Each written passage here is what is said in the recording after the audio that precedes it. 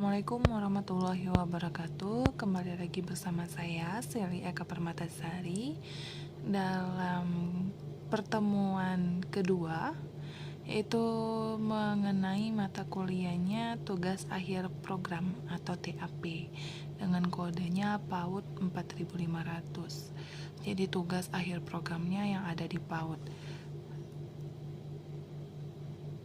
Untuk pertemuan kedua ini kita akan berbicara mengenai MK, pendukung dan kisi-kisi dari tugas akhir program itu sendiri. Nah, di sini ada daftar mata kuliah atau MK pendukung dari TAP. Ini untuk PG PAUD ya. Di sini ada 9 mata kuliah, benar ya? 9 mata kuliah pendukung dari TAP. Nah, ada metode pengembangan kognitif, metode pengembangan moral dan nilai agama, metode pengembangan sosial emosional, metode pengembangan bahasa, metode pengembangan fisik, metode pengembangan seni, metode pengembangan perilaku dan kemampuan dasar anak usia dini, kemudian pengelolaan kegiatan pengembangan anak usia dini serta penelitian tindakan kelas. Jadi dari beberapa mata kuliah ini tentunya sudah kalian teman-teman sekalian sudah menempuhnya, sudah diambil, sudah lulus, bisa dikatakan sudah selesai ya ngambil mata kuliah tersebut.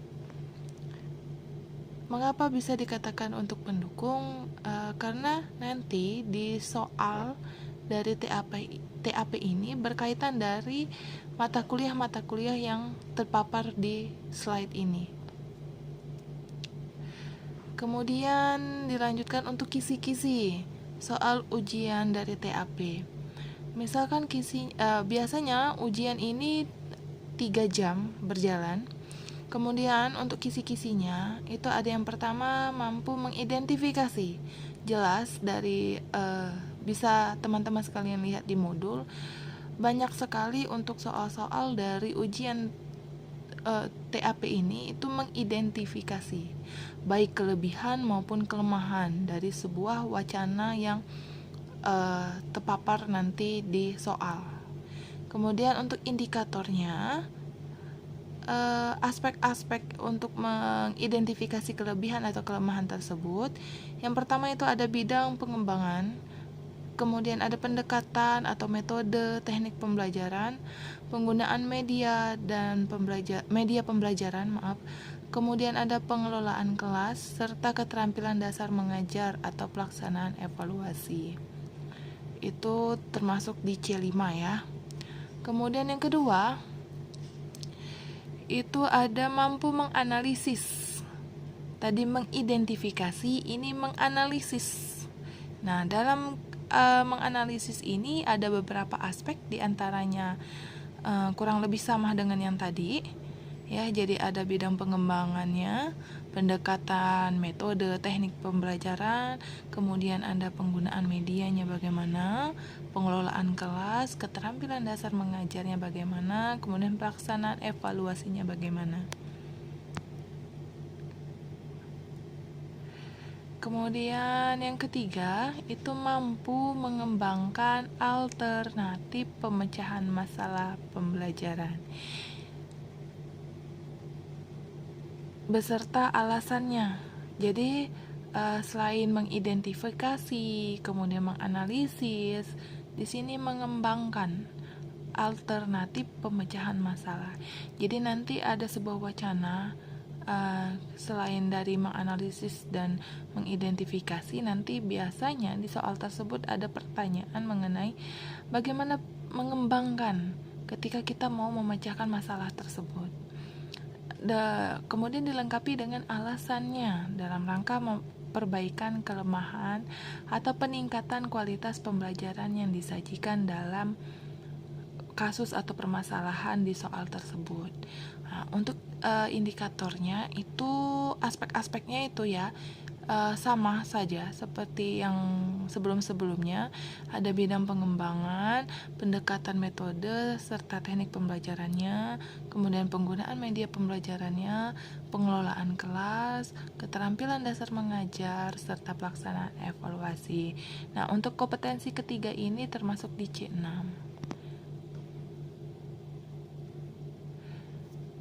Nah, yang tadi kan banyak tuh di kolom-kolom ada A, B, C, D.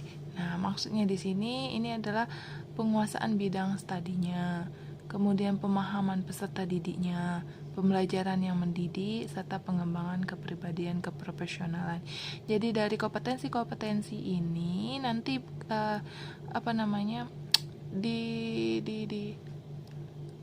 dijawab dalam satu kasus nanti.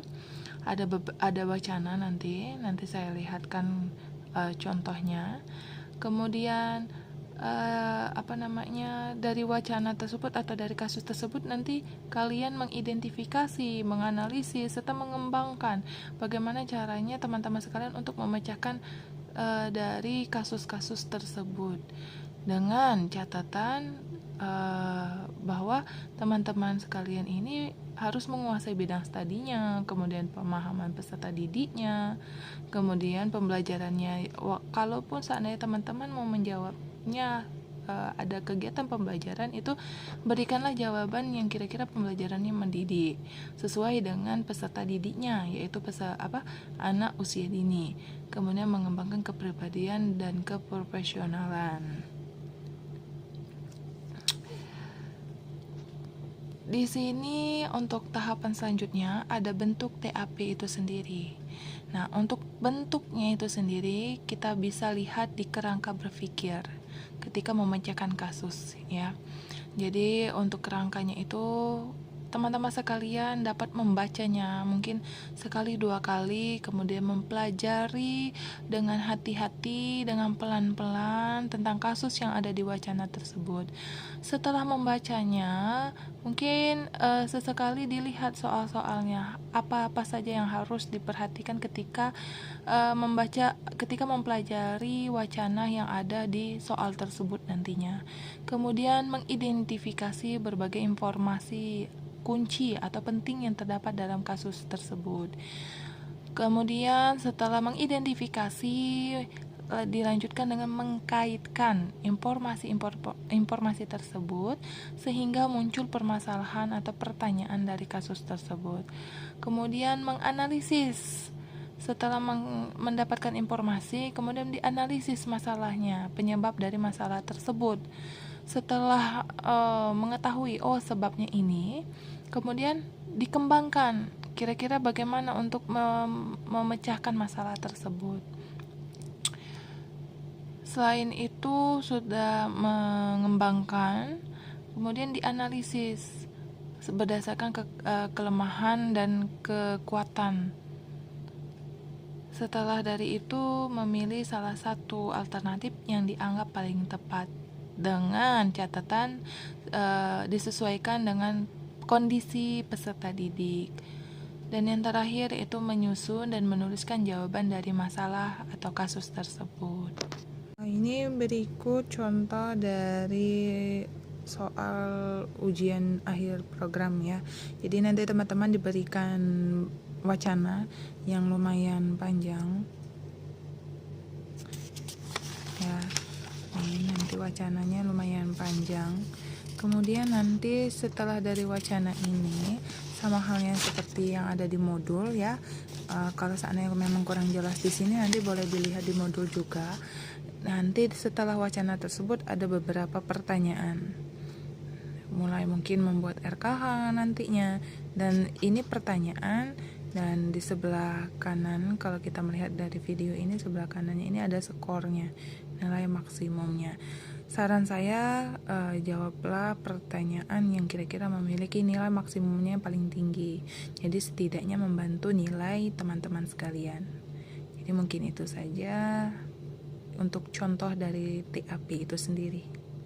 Jadi mungkin itu penjelasan atau pemaparan materi di pertemuan kedua ini. Kalaupun seandainya nanti teman-teman sekalian ada pertanyaan, boleh ditulis di kolom komentar, atau yang sudah tahu kontak saya boleh japri. Terima kasih. Wassalamualaikum warahmatullahi wabarakatuh. Selamat bertemu di pertemuan selanjutnya.